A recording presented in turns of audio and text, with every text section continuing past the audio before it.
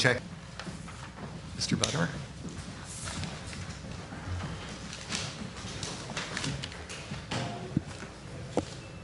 Good evening. I'm Jerry Buttimer. I live on Scottswood in Riverside, and I'm here to report back on paths. In July, the board discussed paths, and they discussed economic development and some very exciting things for the future, bringing people to the river, increasing the recreational uses of the river, and so on. I referred at that time to the concept of a missing link to connect paths along the banks of the Des Plaines. Tonight I return with some images and a low-cost plan to make that connection. It shows how we can safely travel through great landscape, past magnificent architecture, and gain priceless views. It'll take 2 minutes. I'll hand out the copy of the report and I'll answer any questions. You can see that we had landscape changes and river changes, and they created opportunity. An opportunity to renew the relationship with Swan Pond, the banks, the bridges, and so on. There were improvements on both sides of the river. And obviously the two bridges connect them. What I referred to as the missing link. And it would complete a unique path.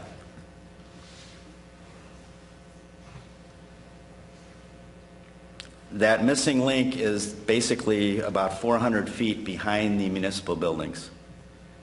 There it is with a red line drawn in for a proposed path. And it completes a 1-mile loop. Safety is always a concern I have with pedestrians and with any sports.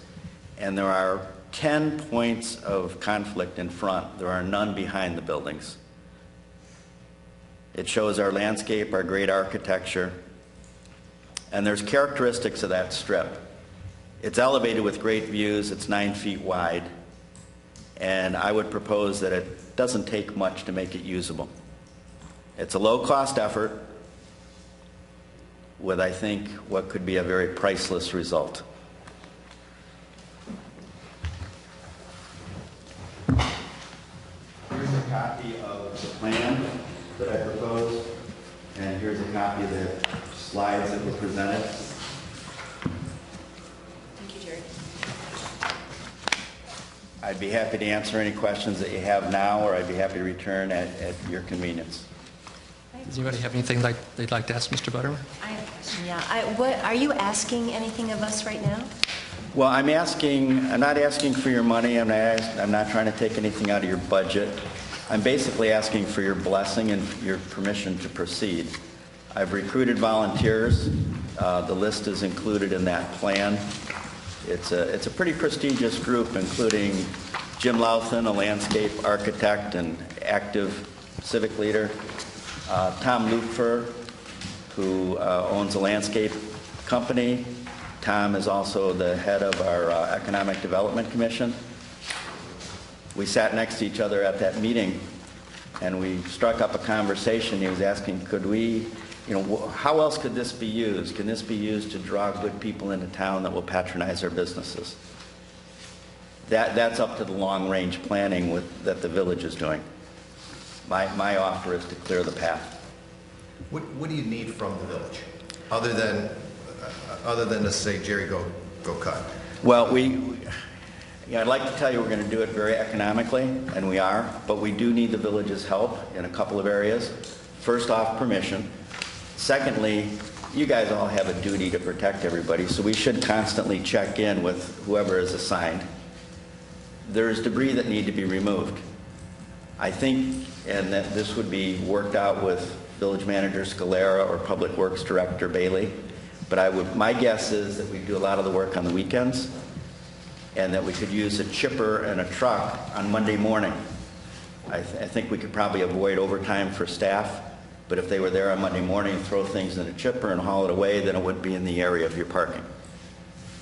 I think we'd have our safety issues approved by Ed and Village Manager Scalera. Right now, that area is protected by signs that say basically keep out. I would recommend that we close the east and the west end so that when we're not working, no one's in there. That's about it. Do you have permission, Jerry, from the township to connect this path to the bridge? Well, The swinging bridge belongs to the township. You're right, the township does control the bridge. Township Supervisor Tusher was cooperative last year in working with RB High School on a race that they promoted across that bridge. Okay. So there is no physical, I'm not anticipating any type of physical connection or any construction or any alteration whatsoever to that bridge. It'd be similar to, if I wanted to walk what becomes a 1 mile loop, I would step on the bridge, cross the other side, go down the path, come back to the Right, middle but bridge. you need to bring the path up to the foot of the bridge, behind the building, behind the youth center, and where that parking lot is. You're going to have to bring the path up to make it, so that one could walk onto the bridge, or continue the path under the bridge and up the bank. Right now, if you trudge through there with your machete, you'd come down the hill and you'd step over the parking lot curb, walk 10 feet, step up the next parking lot curb, walk down a 4-foot hill, and step onto the bridge. I'm not proposing altering that. I think long range, if you guys have a vision of a river walk or some other more aesthetically pleasing venture, those things should be considered. Trustee Pollock. Yes, first of all, I very much appreciate the recommendation, the suggestion. I think it seems like a no-brainer on the surface, at least. But I would ask that, or suggest that we ask the village manager to look into this, provide a report to us about the feasibility, where we can help with or without financial assistance, topography, issues like that, and bring this back on the agenda at a future date as soon as possible for us to consider moving forward with something like this. I mean, I have no idea if this is feasible, but it sounds like a great idea. Well, and Having walked this parcel with Mr. Buttermer, it is feasible, albeit to the river side of this path, there is a embankment or a wall, if you will, a seawall, for lack of better words, that is probably about a foot thick, but all of about 10 feet tall in some areas. So there would have to be some fencing that would have to go along that to prevent one from falling off of that wall into the riverbank area. So, this is going to have to be part of the plan, and the fencing, and what's the fencing going to look like, and so forth. But I agree with Doug. This is some of this low-hanging fruit that we talked about. These are some of these ideas that we can implement, and I think harken off of the CMAP about taking advantage of the river and seeing the river. And if we are able to clear up this venue, it'll be a lot more, I think, a lot more pretty to host the farmers market in that parking lot if all those trees are cleared out, and one could be shopping back there and see the river. I think it'd be nice. And I'm not proposing to add. What I'm basically recommending is to clear the runway. I think folks will be amazed when it's cleared enough that you can walk back there without coming out with poison ivy, and in a safe environment all the way around. The people will be amazed at the views, and they're going to say things like, why didn't we do this before? Now, Trustee Foley, I couldn't agree with you more, and Trustee Pollock, it will need a safety rail. It will need some type of fencing.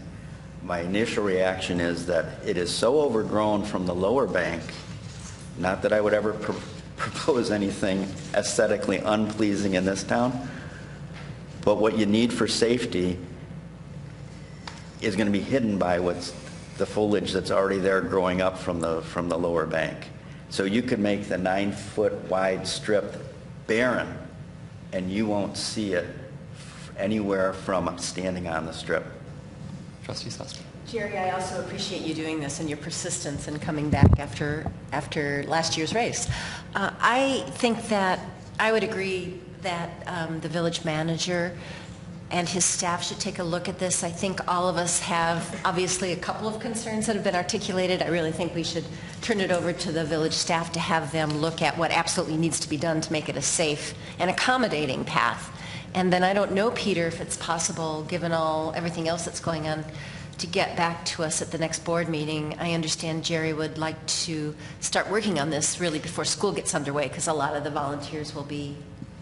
No? Most of the volunteers on that list are all adults, from engineers to architects. Oh, well then heck, wait till September. Well, You should have said, yes, it's students, yeah. right. No, I mean, I understand he'd like to do it sooner rather than later and get it done by bad weather. So, I mean, this was actually one of the items that we approved on our the CMAP initiatives, was to do exactly this study to try to find out what the condition is back there. And it seems to me there's a little bit of a chicken and egg problem going on here, because until we really get that area cleared out, it's going to really be kind of hard to determine what kind of fencing or railing or something like that we actually need. Now, was it your anticipation that this railing or fencing would be donated or to the village, or? Yes, and the next logical question is, well, who's going to give it to you and how much does it cost and what exactly is it going to look like? And my answer is, give me a target and I'll tell you what the target will look like. If you give me permission, I'll go without doing anything. You know, once we know we have a bona fide project, I'll raise the money, I'll get the fencing. This is a word I never thought I would use in beautiful Riverside, but black chain link, if it's only 42 inches high, you look right through it. You won't see it. And that will give you all the structural fence that you need to be compliant. When you have a clear runway and you say, boy, we're going to build a replica of the refectory dining room, we're going to have a veranda overlooking the river, we want stainless steel and glass, throw the other one away. Becomes your construction fence. And actually, that's the other thing that I really like about this idea is one of the things that we're going to have to look at down the road is what to do with the former youth center. And one of the things that's nice about this idea is it actually provides some access behind those buildings where our residents could actually get a sense of what's back there and the potential that is back there. So, I mean, I think we have a consensus that we'll have staff look at this, but I would encourage us to move on this as quickly as possible. I'm thinking to myself, and I tend to run faster than I walk, but I look at it and go, why not just start shipping it away? I mean, how can we see what the potential is until we get the stuff out of there? Again, it's the chicken and the egg. What could staff come back to us and say that would derail this project, that they don't have? Well, and another way to look at it is, what is the worst case scenario? Exactly. How does it look today? I can't even screw that up. I mean, if we go back and we get started and we discover an oil pipeline running through it, we stop. If we get started and whatever comes up that would say, back off, be cautious, close it down, lock it down at both ends, and it's in fact safer than it is now. Well, people cut through regardless. Right. That's happening. Well, right now it's happening. Yeah. Right. Yeah, so we're not keeping people out by not cleaning it They're out. only cutting through behind the library. No one is cutting Right, behind. right. Behind the garage Right, you can't get through there. My only concern is that once you start hacking, and then you do open the door to possible liability issues on the part of the village, and that if people access that area and something happens. If we're just talking about how long, Peter, for you to get back to us? It won't take me that long to. So why 2 weeks? I think we should be able to wait 2 weeks and deal with any kind of possible liability concern that Peter or his staff may have. I don't think that should be an impediment. It's not going to snow Mr. Marsh, do you September have anything 1st. to add about the liability side of it? In terms of liability, I was looking at this, some of the materials handed out. They do propose having a waiver signed by the various volunteers. I think we'd like to, make sure that says what it needs to and get it in place. I know Peter has spoke with their insurance carrier, and they want to come out and do sort of a walk around to get a sense of what might be involved. If we're talking about people using the village chipper down there, And so I think those are things that should be considered. And the other thing I wanted to point out, Ed, is this is public comment tonight. It's not really on here as an agenda Right. item, so it's fine for everyone to sort of reach a consensus and send everybody off to do these things. But I would advise that we put it off for 2 weeks and come back with a final decision then. So, Mr. Brenner, can you get a draft of your proposed volunteer waiver? What I would propose is what's off of the We could village just use the one, website. I think we could just use the one we Okay. use for our normal volunteers. And can you get back to us in a couple of weeks? So we'll And- put this on the agenda, Perfect. the actual agenda for action in 2 weeks. And we don't plan on having any of the volunteers use the chipper. They can be I'm not letting you. very, very dangerous. Oh, a chipper. We'd have to count them and then count them when we're done. Thank you very much. Thank you, Mr. Brenner. Anyone else?